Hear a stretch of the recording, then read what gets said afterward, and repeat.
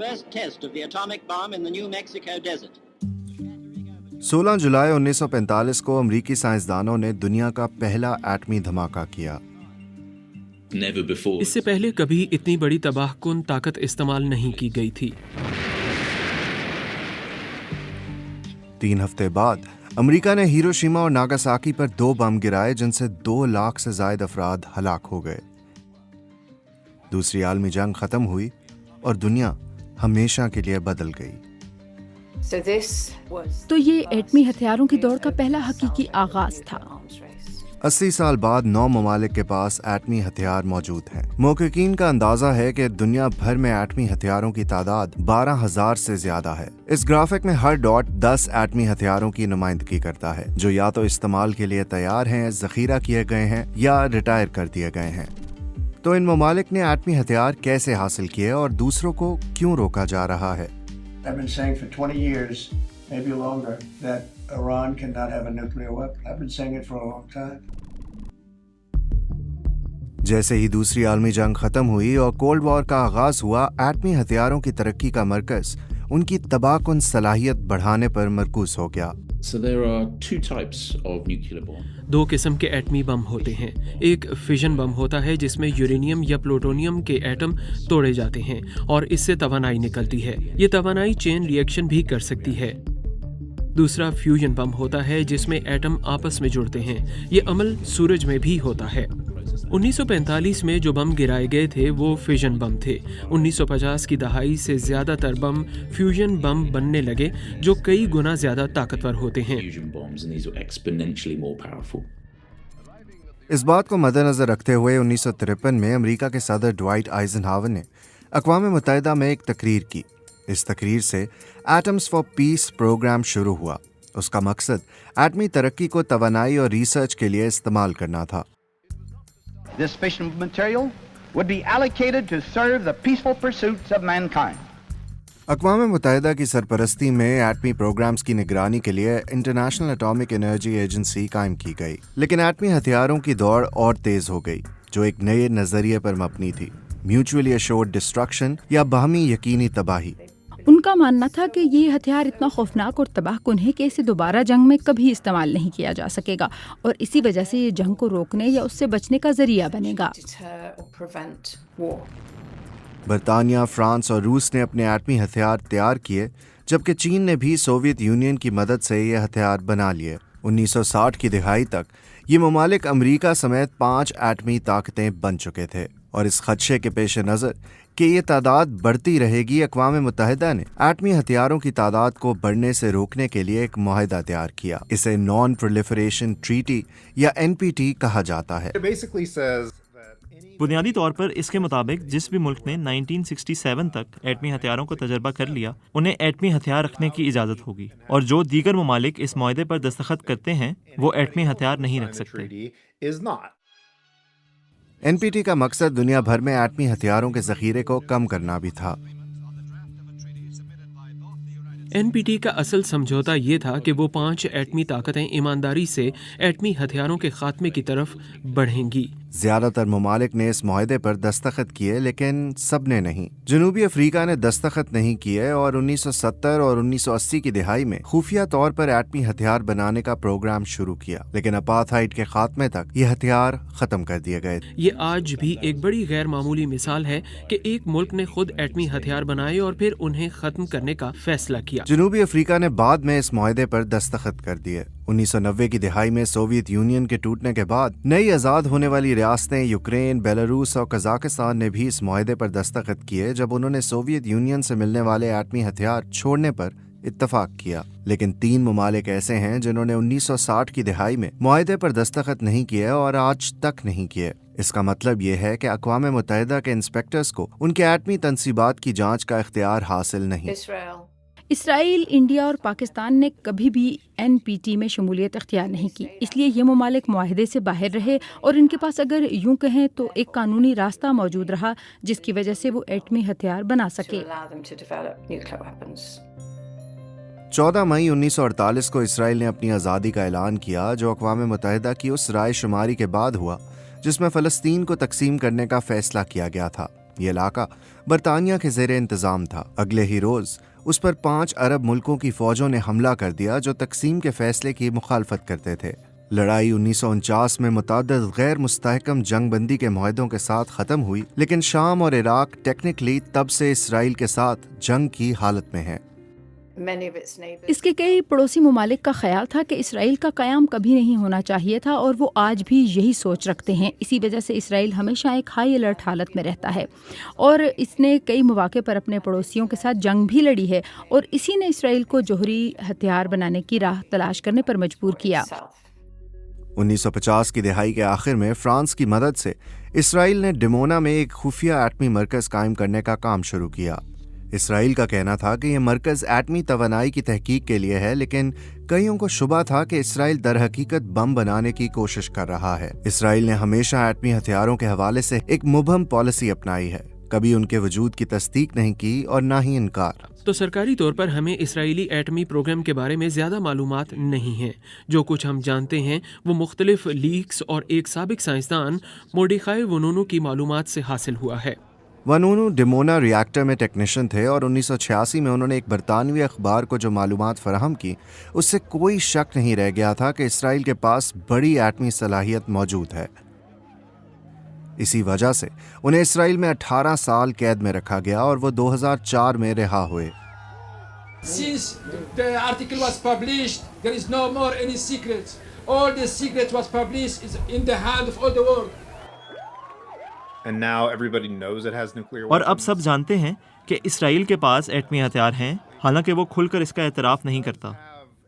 اس کا ایک فائدہ یہ ہے کہ اسرائیل کو ایٹمی ہتھیار رکھنے کی دھمکی کا اثر تو ملتا ہے، لیکن اس پر غیر منظور شدہ ایٹمی طاقت ہونے کی پابندیاں نہیں لگتی۔ یقیناً اس کے ارد گرد کے ممالک اس بات کو بالکل پسند نہیں کرتے، اور وہ اسے کھلی منافقت سمجھتے ہیں۔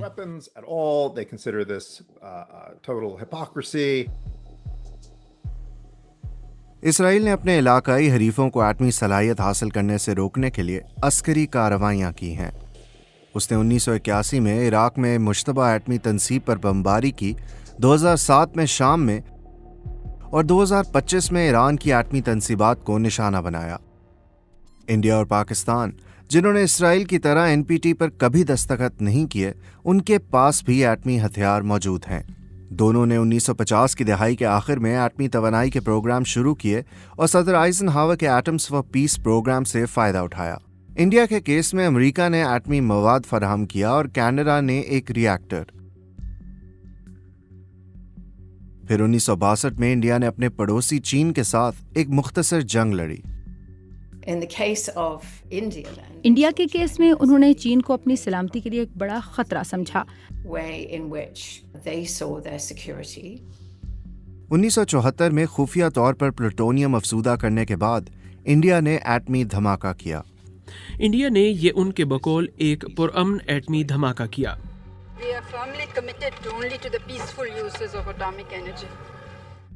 عملی طور پر یہ ہتھیاروں کے تجربے جیسا ہی تھا، لیکن اس وقت انڈیا نے یہ موقف اختیار کیا کہ اس کا مقصد ایٹمی ہتھیار بنانا نہیں ہے۔ انڈیا نے 3 سال قبل اپنے پڑوسی پاکستان کے ساتھ جنگ لڑی تھی، اور اس ایٹمی دھماکے نے کشیدگی میں مزید اضافہ کر دیا۔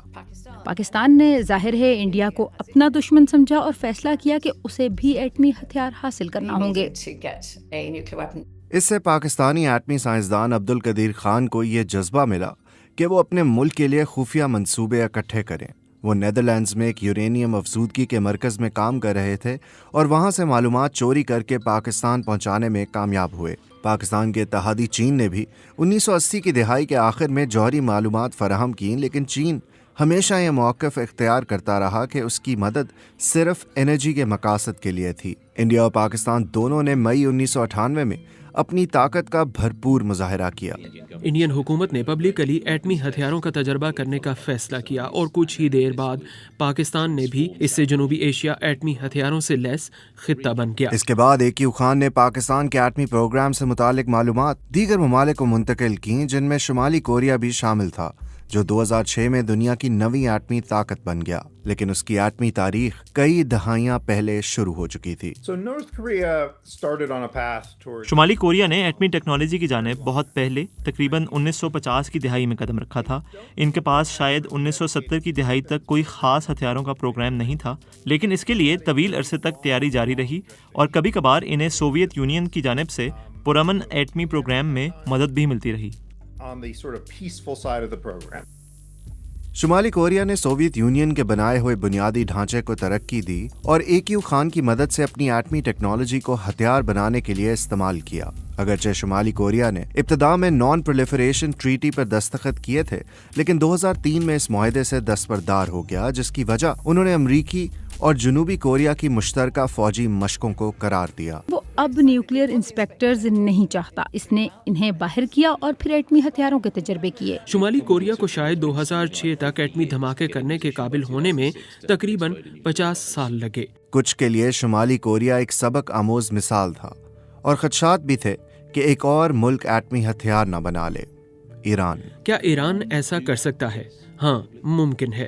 اس سے بڑے پیمانے پر سفارتی مسائل پیدا ہوں گے۔ ایران شاید شمالی کوریا کی طرح ایک خاص زمرے میں آ جائے۔ ایران بھی ایٹمز فار پیس پروگرام کا حصہ تھا اور انہیں 1967 میں امریکہ سے ایک نیوکلیئر ریاکٹر بھی ملا، اور ایک سال بعد ایران نے نان پرولیفریشن ٹریٹی پر بھی دستخط کر دیے۔ یعنی قانونی طور پر ایران کو ایٹمی ہتھیار بنانے کی اجازت نہیں ہے۔ اگرچہ ایران نے اقوام متحدہ کے انسپیکٹرز کو اپنی جوہری تنصیبات تک رسائی دی ہے، امریکہ اور اسرائیل نے اس پر ہتھیاروں کے پروگرام کو چھپانے کا الزام لگایا ہے۔ 2002 میں امریکی سیٹلائٹس نے عراق اور نتنز کے قریب خفیہ نیوکلیئر تنصیبات کی تصاویر حاصل کی۔ بعد میں معلوم ہوا کہ یہ ایک یورینیم افزودگی کا پلانٹ ہے جسے بڑی حد تک AQ خان کے فراہم کردہ ڈیزائنز اور مواد پر بنایا گیا تھا۔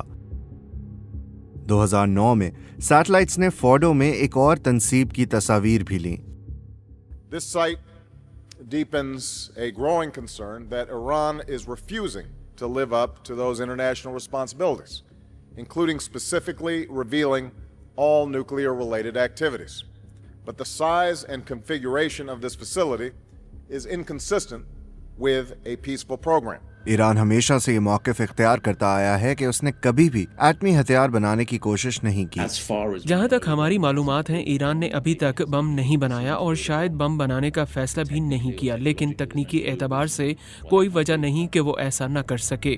جون 2025 میں اقوام متحدہ کے نیوکلیئر انسپیکٹرز نے کہا کہ ایران نے NPT کی شرائط کی خلاف ورزی کی ہے۔ اگلے ہی روز اسرائیل نے ایران پر سلسلہ وار حملے کیے اور بعد میں امریکہ نے بھی ایران کی نیوکلیئر تنصیبات کو نشانہ بنایا۔ Our objective was the destruction of Iran's nuclear enrichment capacity and a stop to the nuclear threat. Iran کے بعد کیا صورتحال ہو سکتی ہے، اس پر بھی تشویش پائی جاتی ہے۔ مشرق وسطیٰ میں ہم ایک ایسا سلسلہ وار رد عمل دیکھ سکتے ہیں جس میں اسرائیل کے علاوہ ایران کے پڑوسی ممالک اگر ایران کو جوہری ہتھیار بناتے دیکھتے ہیں تو وہ خود بھی یہ صلاحیت حاصل کرنے کی کوشش کر سکتے ہیں۔ 55 سال پہلے نان پرولیفریشن ٹریٹی کے 2 مرکزی اصول یہ تھے کہ قانونی طور پر تسلیم شدہ 5 ایٹمی ریاستوں کے علاوہ کسی اور کے پاس ایٹمی ہتھیار نہ آئیں اور ایٹمی ہتھیاروں کی تعداد میں کمی بھی کی جائے۔ ان دونوں اصولوں کو اب چیلنجز کا سامنا ہے۔ واضح طور پر ہتھیاروں کی کمی کا عزم پورا نہیں ہوا ہے۔ ایٹمی ہتھیار رکھنے والے ممالک کہتے ہیں کہ ان کے ہتھیاروں کی تعداد میں واضح کمی آئی ہے، جبکہ ایٹمی ہتھیار نہ رکھنے والے ممالک یہ کہتے ہیں کہ یہ ممالک اپنے ایٹمی ہتھیاروں کو جدید بنا رہے ہیں اور بعض صورتوں میں ان کی تعداد میں بھی اضافہ کر رہے ہیں۔ امریکی اور اسرائیلی حملوں کے چند ہفتے بعد ایران نے اقوام متحدہ کے نیوکلیئر واچ ڈاگ کے ساتھ تعاون معطل کر دیا، جس کی وجہ سے انسپیکٹرز ایران کی NPT کی ذمہ داریوں کی تصدیق کرنے سے محروم ہو گئے۔